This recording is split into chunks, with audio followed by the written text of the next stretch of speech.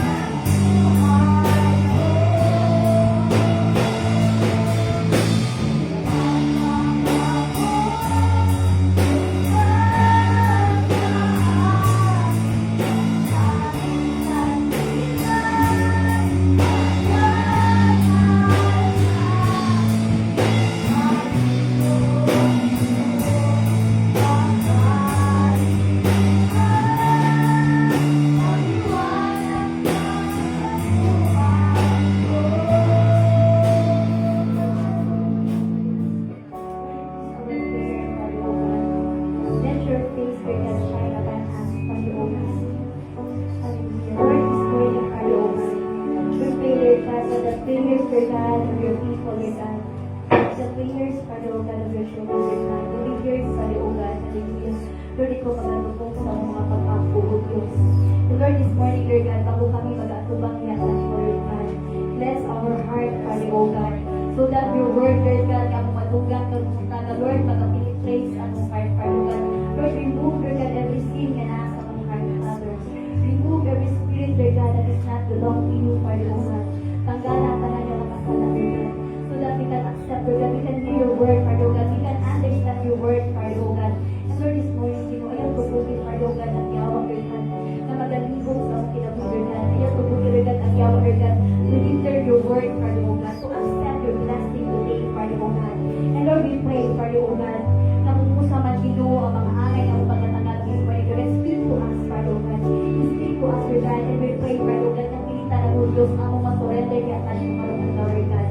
And Lord, today, Father, O God, kung mag-bless you, sa mga gagamitin ng Diyos. Anoint his lips, Father, O God. Kung ikaw may maya, Lord God, sa panibawag this morning, O Diyos. Kung pilitan ng ang pinabalik na kanimuto mo, Imaya. In Jesus' name we pray. Amen. Amen.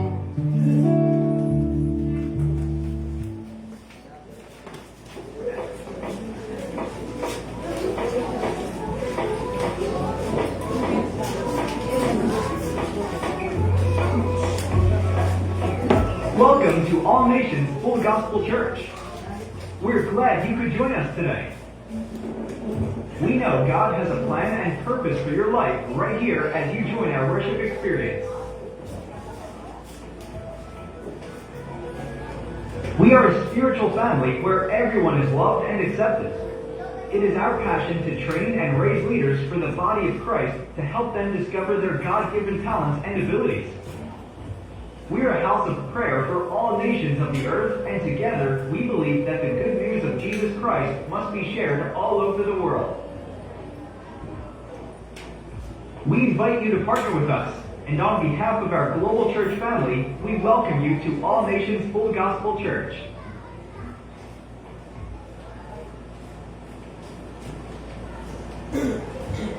Amen. Praise God. Once again, may butay sa atong tanan.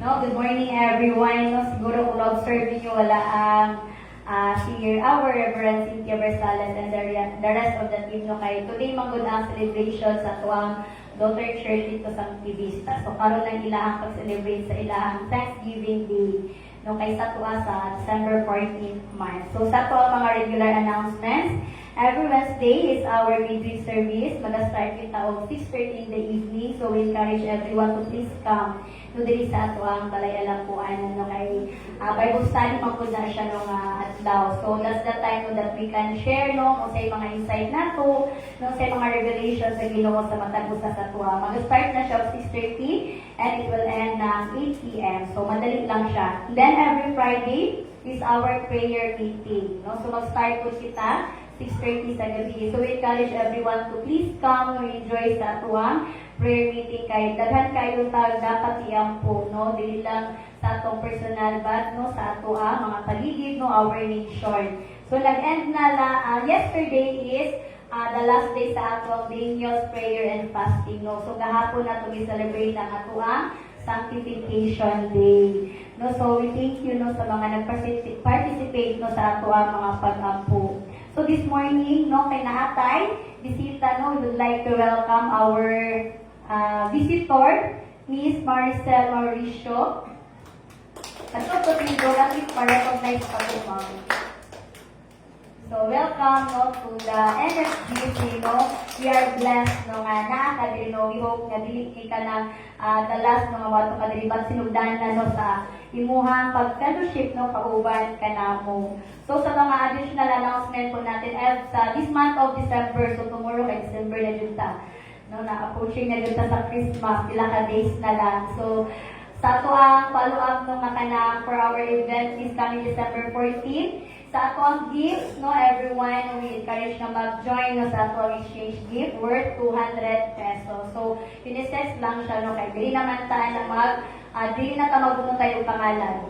No, so 200 pesos, and then sa food, potluck po tayo, message lang ako kung unsa ang food no nga gusto niyo i-break para di ta magkapare-pareho. So, kung dili kay basi, pag-abot na prutas spaghetti, na wakay sudan. No, so, na-message lang ko no kung unsa ang inyo ang mga prefer ng food na dalunan na. So, same time lang yapon ta na this December 14, mag-start ka o 9 a.m. yapon. So, encourage everyone na please come early, no, para Thanksgiving Day biyan nato na siya. So, we have to kanang come early dun para from beginning to end sa atong services na-adjud ta.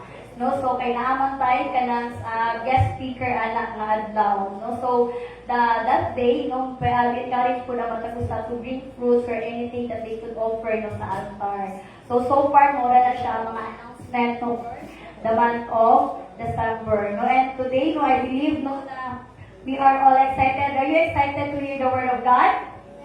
No, amen. Dapat pag-abot sa word of God, diha kita ma-part mas excited. Tingnan naman, pakano naman nato matuang kalag. No, kung uman na nato na to ang physical body, so pakano na po nato atong spiritual. No, so we must be excited no sa word sa Ginoo nga giandang sa tuwa. No, this morning no, I welcome in the pulpit our chairman of the board. Brother Sherwin Nordi Cabua. Let's give a round of applause. Magbuntag sa tayo, it's my great pleasure to share the word of God. Salamat po ako sa Pastor Cynthia for giving me the opportunity na mag-share na po sa inyo karon. I think it was last June na ako itong nakashare ko about the word of God. Then actually today po nag-celebrate atong Elder Church sa Prosperidad ng Pista sa ilang Thanksgiving. So most kasi Pastor Chito, si Reverend Cynthia, together with her husband, nandito, then some of our music team natin dito. So, for today, we'll be discussing about sa life ni David. So, let's all stand in reverence for the Word of God. The text is found in 2 Samuel 5:20. So, 2 Samuel 5:20, kay Nundra, and David came to Baal Perazim, and David defeated them there, and he said, "The Lord has broken through my enemies before me like a breakthrough of waters." Therefore, the name of that place was called Baal Perazim. Let us pray. Most gracious and heavenly loving Father God, thank you for everything, Lord. Thank you for giving us this day, O Lord, to celebrate your goodness, O God. Open our hearts and minds, O God, that we will receive your word today, O God. Use me as your instrument, O Lord. This name we pray. God, believe with us. So, naingon naman ganyan na we have ended our fasting month or our Daniel's fast yesterday. So, ato pong last Sunday, na-discuss po nato is about pathway to prayer. So, today, we will discuss or we'll talk about God's breakthrough. The ability of God to overcome obstacles in our lives, and paano tayo position sa atong sarili para makareceive po tayo breakthrough sa atong kinabuhi. So, breakthrough sa Cebuano, it's kalampusan. So, ang sa Tagalog po, ano siya as pambihirang tagumpay. So, kung sa muning breakthrough or something kalampusan, in science usually, meaning niya is a sudden dramatic an important discovery or development. But for today, ang atong is breakthrough is overcoming an obstacle. So, as we all know, na ang theme nato this year is my year or your year of conquest. So, verse at text sa atong theme is under Romans 8:37. Yet in all things we are more than conquerors through Him who loved us. So, in this text, 2 Samuel 5:20, we will talk about the first few verses. 2 Samuel 5:1, Gingon diri, then all the tribes of Israel came to David at Hebron, spoke, saying, indeed, we are your bone and your flesh. Also, in time past, when Saul was king over us, you were the one who led Israel out and brought them in. And the Lord said to you, you shall shepherd my people Israel and be ruler over Israel. Therefore, all the elders of Israel came to the king at Hebron, and King David made a covenant with them at Hebron before the Lord, and they anointed David king over Israel. So, in these first 3 verses, 1 Samuel 5, makita today on how the tribes of Israel give their honor to David. See, King David is the second king of Israel. So, sa religious figure, the tribes of Israel united the tribes was united as a single kingdom at around 1000 BC.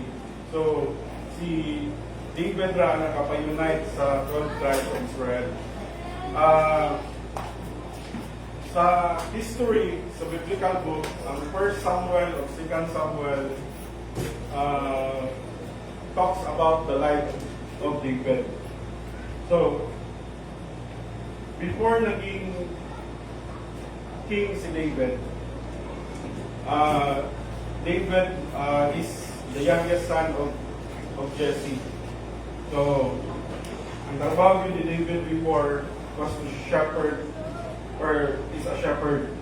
So, while nagabantay sa mga alaga nila ng kariro, David is talented and he used to play harp. So, during sa youth days niya, Prophet Samuel was the one who anointed David and declared him as the future king of Israel.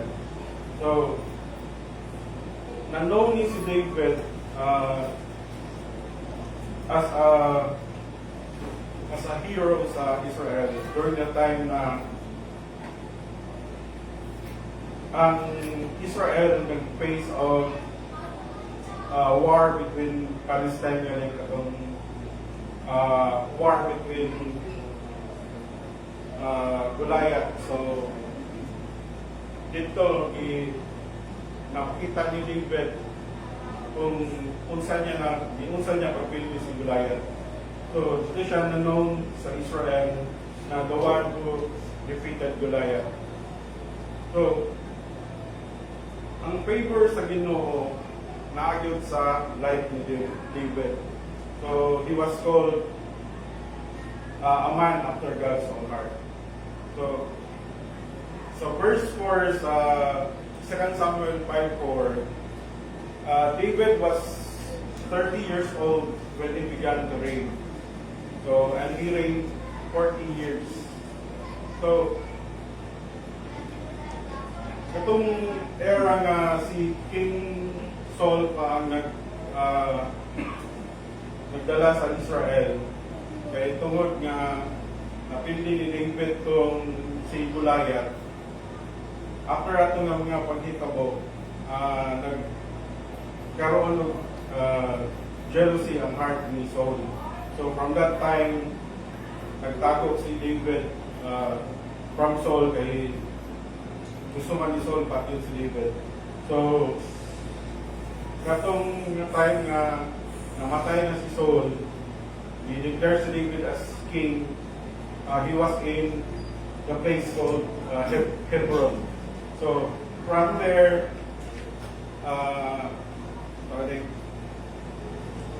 nag-reign siya over Judah from Hebron for 7 years.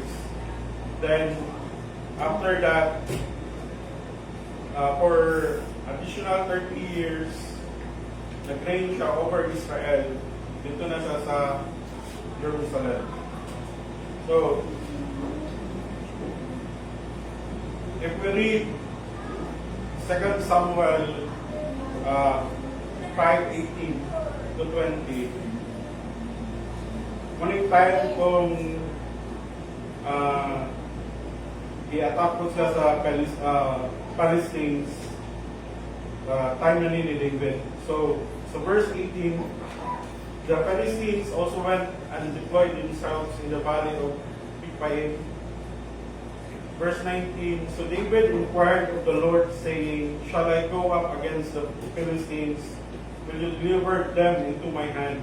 And the Lord said to David, go up, for I will doubtlessly deliver the Philistine into your hand.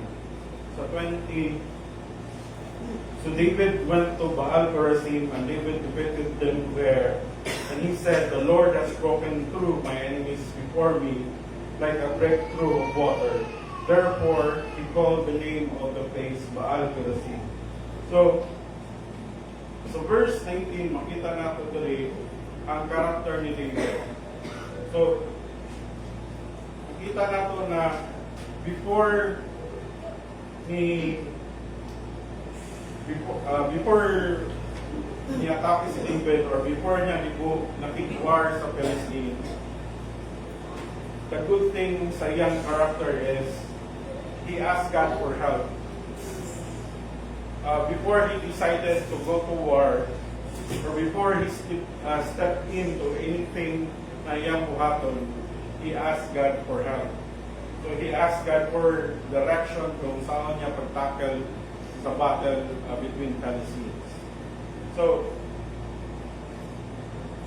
David defeated the Philistines in that place where he called the place Baal Perazim. So Baal means Lord. Then Perazim comes from the root meaning to break through or burst forth. So Baal Perazim means Lord of the breakthrough. So since nahuman naman na to ang month of prayer and fasting, because prayer and fasting boost our spiritual life. So taas ang atong relationship with God if we fast and pray. So I know na naka-experience na ta for this year of breakthrough sa atong kinabuhi. Or we have breakthrough of on the obstacles in our life. So sa life sa mga Israelites, ang one thing na ilang na-experience sa Ginoo is katong time na nakagawa sila sa Egypt. So sa Exodus 14:1 to 4, gaingon diri, now the Lord spoke to Moses, speak to the children of Israel that we turn and come before Pi Hahiroth, between Migdol and the sea, opposite Baal Zephon, you shall camp before it by the sea. For Pharaoh will say of the children of Israel, they are bewildered by the land. The wilderness has closed them in. Then I will harden Pharaoh's heart so that he will pursue them, and I will gain honor over Pharaoh and over all his army, that the Egyptians may know that I am the Lord, and they did so. So, sa Exodus 14, makita natin rin na how Israel, or how the Israelites escaped from Egypt. So, ipakita ko rin how God gave breakthrough to the Israelites. Ang breakthrough nga na-experience sila is when katunanas pa sa Red Sea. Tapos, nagpadulong na ang si Pharaoh o yung mga soldiers, ginagugod sila. So, ang breakthrough na na-experience na nito when God divided the sea para makalabang sila dito. So, for us, we can experience breakthrough if we have these three things in our life. So, we can experience breakthrough we can experience breakthrough, but it requires three things. So, isa may tulog ko tawag nga itong buhaton para breakthrough ta or experience ta of victory. In Joshua 6, 1-5, ginaingon din sa verse 1, Now Jericho was securely shut up because of the children of Israel. None went out and none came in. And the Lord said to Joshua, See, I have given Jericho into your hand, its king and the mighty man of valor. You shall march around the city, and all you men of war, you shall go all around the city. Once this you shall do 6 days. And 7 priests shall bear 7 trumpets of bronze, horns before the ark. But the 7th day you shall march around the city 7 times, and the priests shall blow the trumpets. 5. It shall came to pass when they make a long blast with the ram's horn, and when you hear the sound of the trumpet, that all people shall shout with a great sound, then the wall of the city will fall down flat, and the people shall go up every man straight before him. So, in this passage, so Joshua 6, Joshua and his man was instructed by God kung saan nila ma-overcome or saan nila pagpili itong Philistines sa angkon sa Jericho. So, they were instructed na to march around Jericho once for 6 days. And on the 7th day, kailangan sila mag-march around sa Jericho for 7 times. And after that, they will shout, or the trumpets will sound, and they will shout, and the walls will fall down flat. So, ginapakita din kung unsa ang first thing or first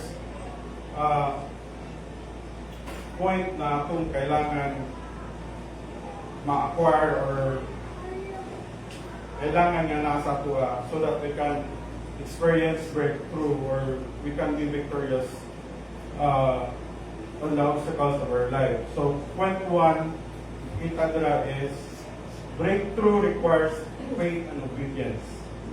So Joshua 6, the fall of Jericho.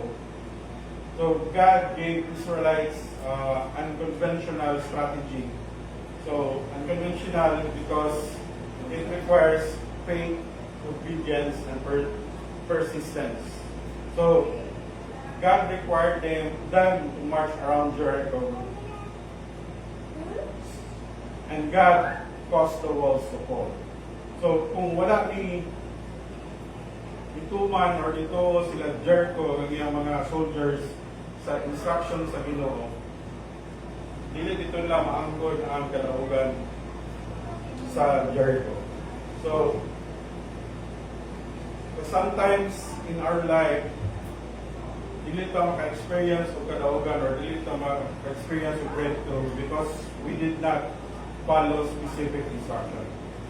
So, kailangan yun na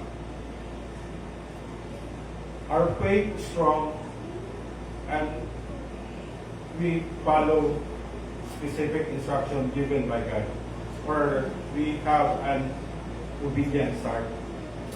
So, ang pangutana dira is if God been nudging you to obey in a specific area because God breakthrough often follows obedience. So if you disobey God, you will not experience breakthrough.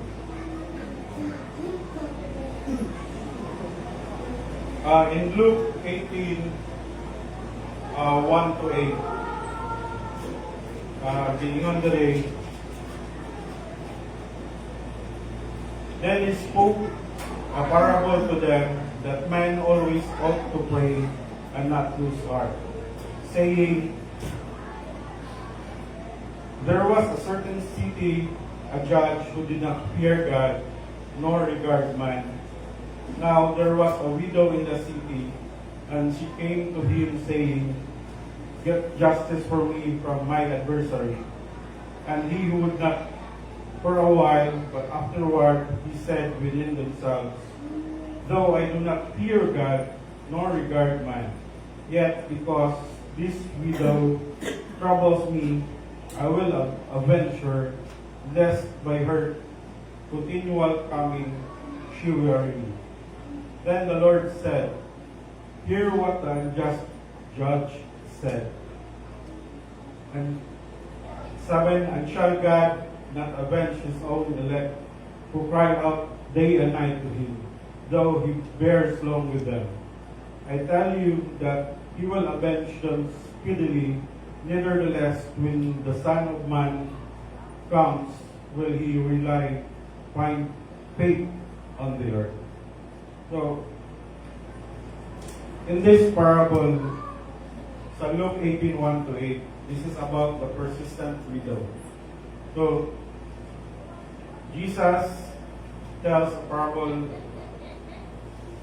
about the persistent widow. Gapangayo tabang sa judge for justice. So, despite sa vulnerability sa widow,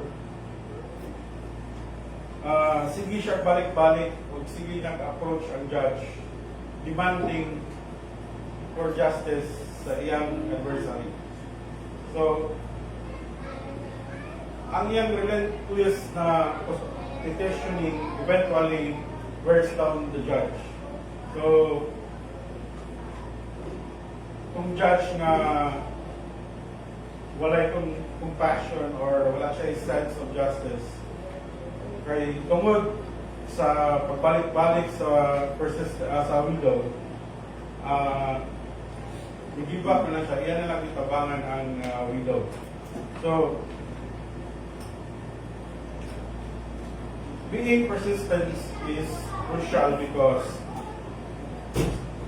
sa atong nabasa, being persistent answers to prayer will not always come immediately. So sa Luke 1:8, mentioned today that man always ought to pray and do not lose heart. So this brings to the second thing na kailangan nato. So breakthrough requires persistence in prayer. i-emphasize diri sa Luke 8 na ang importance of having or being continuously and unwavering prayer. So, the parable challenges us to maintain our faith and to always or continue praying, even if the answer is in distance, or trusting in God's perfect timing and ultimate justice. So, masking dili pa nato madawat tayo ang atong ginapangayo sa Ginoo. Because God's perfect timing is ultimate justice. Dili pasabot na wala na nimo dawat ang imong ipangayo sa Ginoo. Dili pasabot nga no na gyud na siya. But naapay pinaka-impress ang Ginoo sa imo before nimo dawat ko ang imong pinapangayo sa iya. So, mga itong sa verse, usually yun nga ginapa-recite sa mga bata is katong sa 1 Thessalonians 5:17, which is pray without ceasing.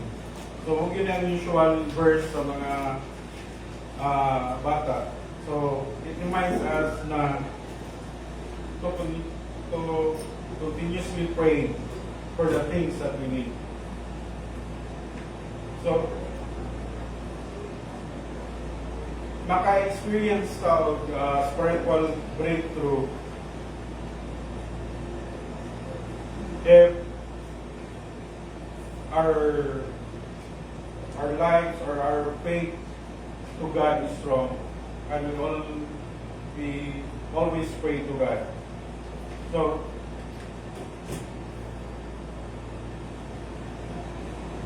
natay mga butang na kailangan sa kinabuhi nato, we always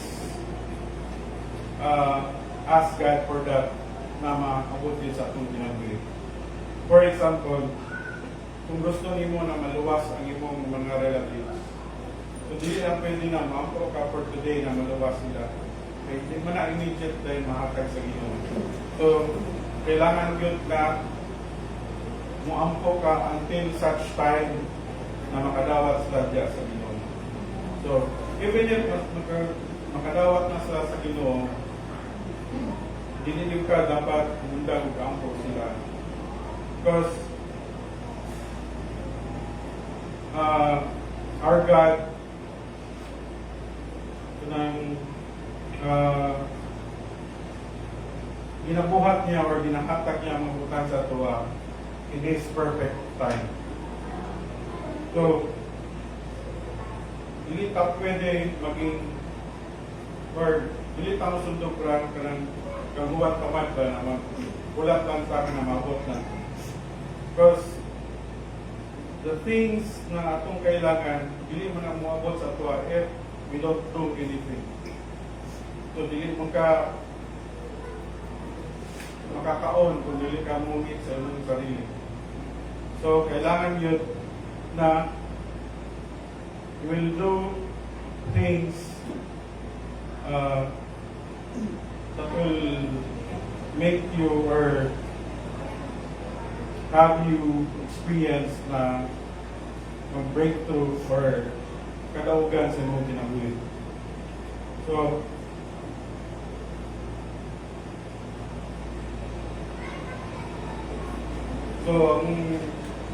ang atong life yun or ang atong yung ibutan sa atong mind na we don't lose our faith.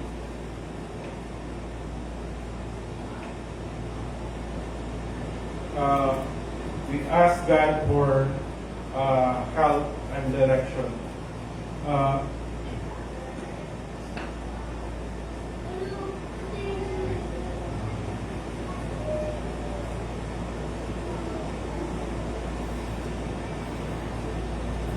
So, ang point or the first thing is itong breakthrough requires faith and obedience.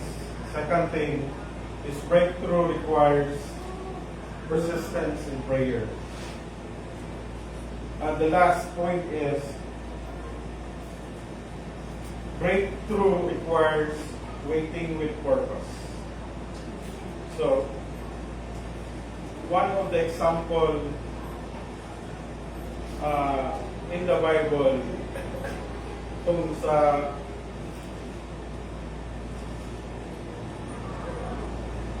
Second Corinthians 12:7-10. So, gayon dali, unless I should be exalted above measure by the abundance of the revelations, a thorn in the flesh was given to me, a messenger of Satan to buffet me, lest I be exalted above measure. 8.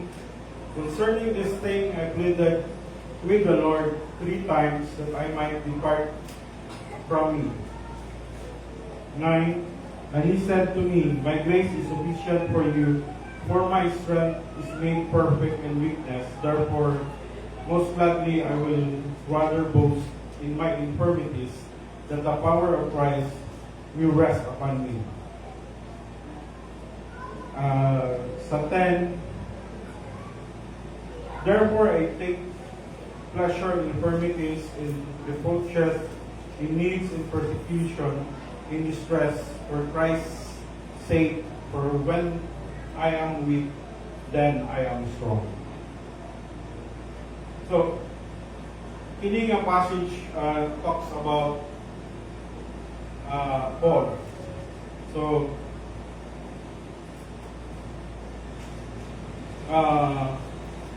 Paul prayed for a breakthrough concerning his problem, but God's response differed. So,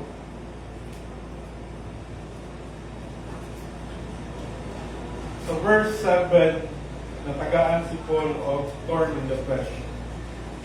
Because para ma-prevent na maging contemptible or ma-prevent siya to be an arrogant person. So verse 8, Paul pleaded with the Lord 3 times to remove this affliction. So, ang response sa Ginoo sa verse 9 is, my grace is sufficient for you, for my power is made perfect in weakness. So, Paul then states that he will boast all more gladly sa iyang weakness, so that the power of Christ will rest upon me. So, he concludes, therefore, to take pleasure in infirmities, in reproaches, in necessities, in persecution, in distress, for Christ's sake. For when I am weak, then I am strong. So, Paul found that God's grace is sufficient enough, and that God's power was perfected in his weakness.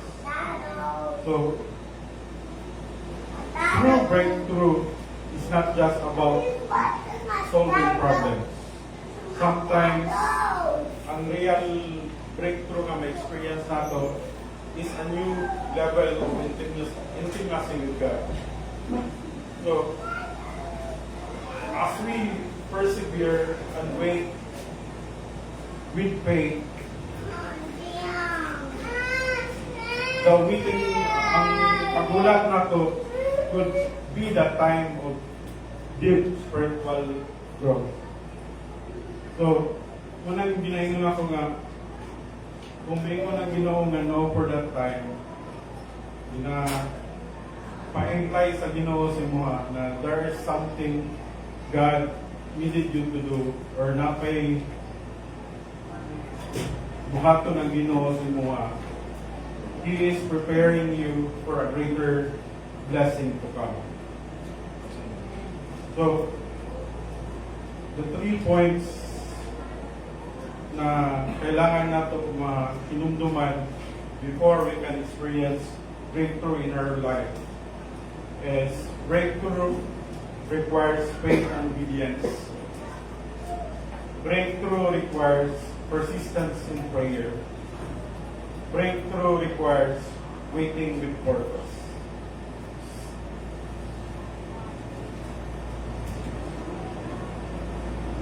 So,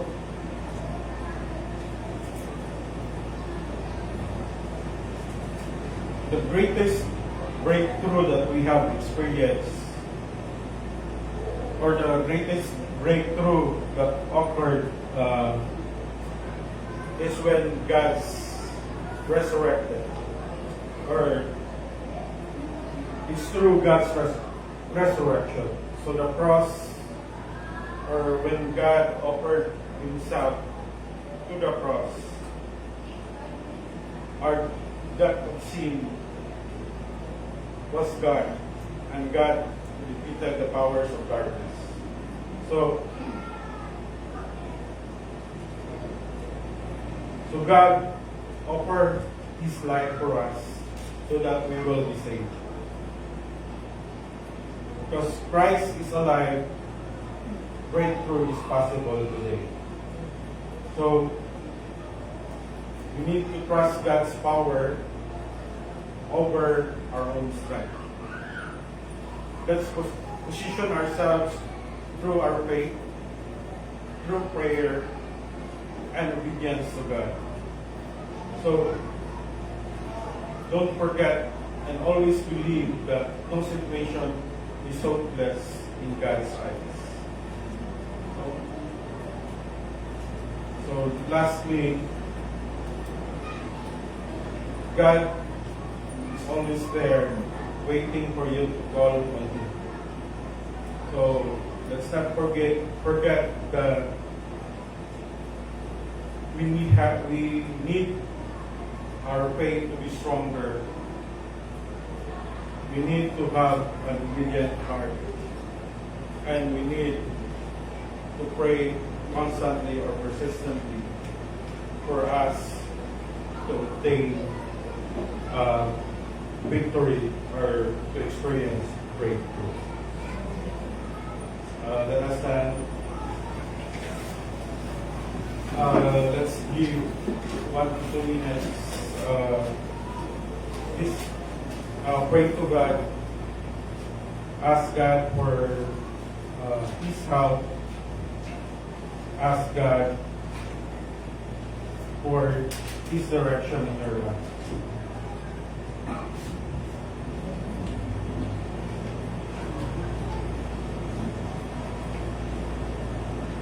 I ask Sister Chantal to pray.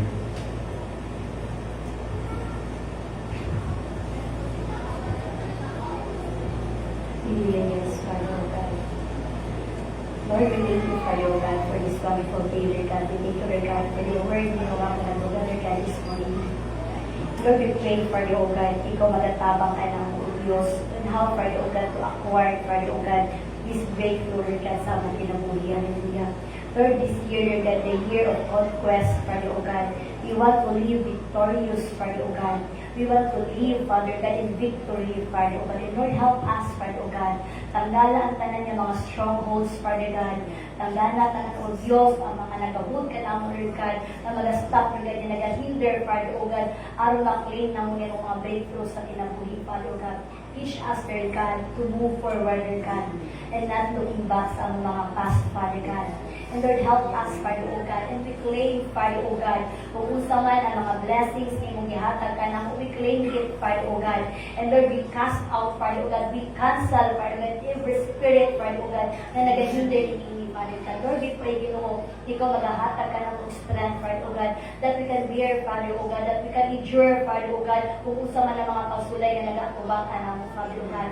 Lord, open our eyes, Father, O God, and remove any deception, Father, O God, in the name of Jesus. Lord, open, Father, O God, all our ears, Father, O God, so that we can hear your voice, Lord God. We can hear your word, Father, O God, na mag-penetrate sa mong kasing-kasing, O God. And Lord, we pray this morning, Open, Father, O God, ang mga mata, Father, O God. Even, Lord God, we cancel the spirit of lies, Father, O God, in the name of Jesus.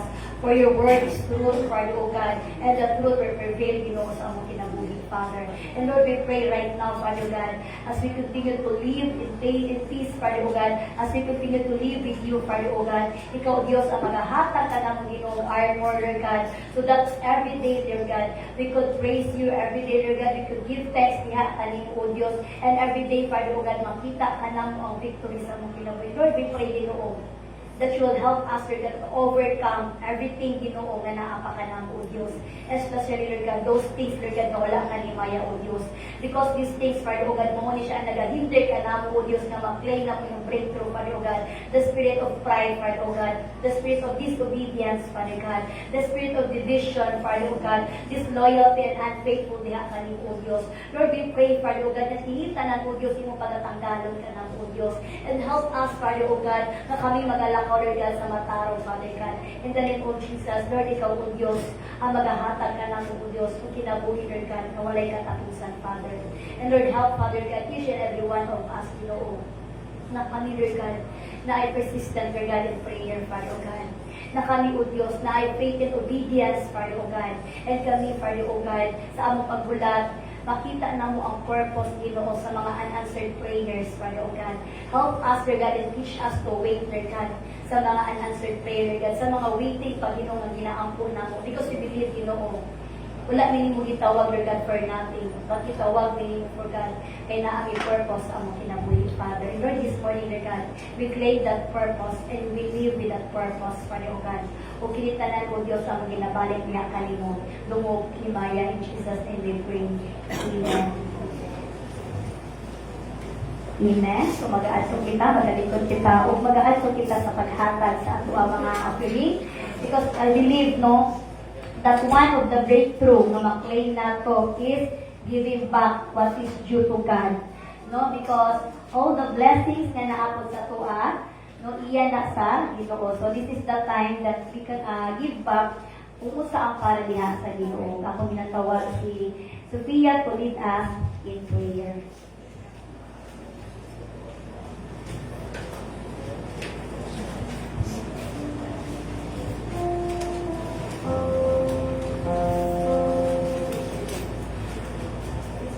Please stand and lift your envelopes.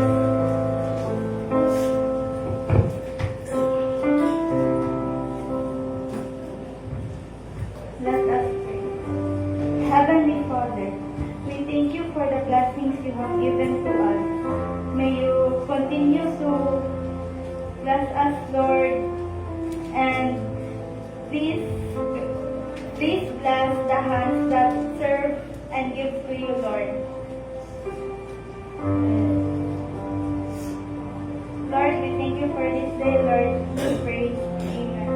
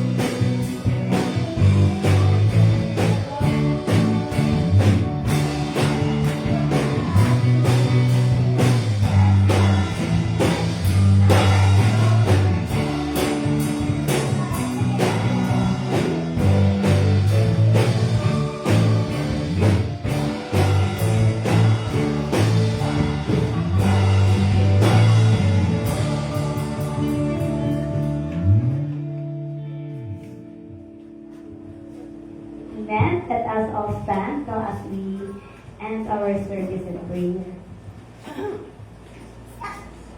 Hallelujah, Lord God. Lord, we thank you, Father, O God, for this day, Father, O God, sa walang puso, O Diyos, sa iyong service, Father, O God.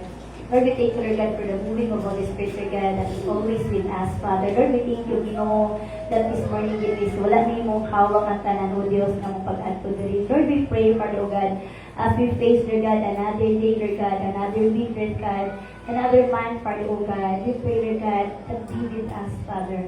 Always guide us, Lord God. Protect us, Father God. Whether we are near or far, Father God. And Lord, ikaw Ginoo ang magalayo ka ng Lord God sa mga seen and unseen temptations, Father God. Lord, ikaw o Diyos ang kanunay na magapanalipod sa imong mga anak, Father God. And we pray, Lord God, even no sicknesses, Lord God, no diseases and illnesses, Lord God, na makapenetrate sa among lawas, O Diyos. We pray, Father God, from head to toe, Lord God, the hedge of protection will be upon us, Father God. Wala gawin ang yawa, Lord God, to break us, Father God. And we pray, Father God, that this week, Lord God, we will live victoriously, Father God, and we will live, Lord God, with joy, despite of all the circumstances, despite of the pain, Lord God, and the trials, Lord God, we will live in joy, Father God, because we know, Lord God, that your presence, Lord God, that your Holy Spirit is always with us. That always helping us, Father, to overcome, ini mga struggles ang mong kinabuhi. Lord, we declare, Father, O God, na mahimo, Lord God, na kiniliso nga mong nadunggan, it will bear fruit, Father, O God. O kiniliso, Lord God, nga mong nadunggan, karon Lord God, ang imong pulong, O Diyos, ang mong kinabuhi, Lord God, that we will walk the talk, Father, O God, that this word, Lord God, will continue to encourage us, and this word, Lord God, will continue, Father, God, na mag-manifest ang mong kinabuhi. And now, may the Lord God bless you. May the Lord God make His face shine upon you and be gracious to you. May the Lord lift up His countenance upon you and give you peace. And the people of God will say, Amen. Amen. Once again, maayo, buntag sa atong tanan. So, have a blessed Sunday.